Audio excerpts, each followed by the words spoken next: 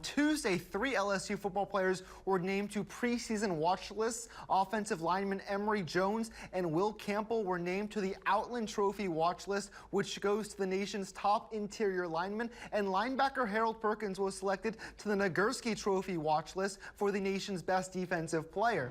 When LSU football takes the field for the start of fall practice later this week, they'll do so with a new offensive coordinator. Joe Sloan, who was the team's quarterbacks coach last season, takes control of the offense from Mike Denbrock, who took the same position at Notre Dame. We know the offense will inevitably look different going in from the mobile quarterback of Jaden Daniels to the pocket passer of Garrett Nussmeier. But how will the new offense look elsewhere? I asked LSU beat reporter for The Advocate, Wilson Alexander, what changes we can expect for the Tigers offense.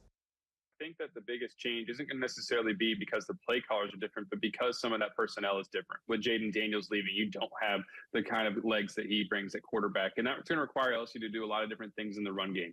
We saw it a lot during spring practice when there was open periods over there with, toss plays out to the right, not just your traditional like under center tosses, but some of those as well. A lot different, just variety. We're getting outside, pulling the offensive tackles. LSU's strength is really on the offensive line, and they're trying to utilize that and lean on that in order to create a run game and to create a balanced offense. So we saw Will Campbell and Emory Jones pulling and running out into open space and using that athleticism to try to set up blocks downfield. There's counters and all sorts of different sort of things that LSU just didn't really utilize last year. It was much more a zone read, inside zone kind of team in the run game. And because of Jaden Daniels' legs and what he offered there, Garrett is a different type of quarterback. And so LSU is going to be changing that part of the offense. And I think that's kind of where you'll see the change come into play.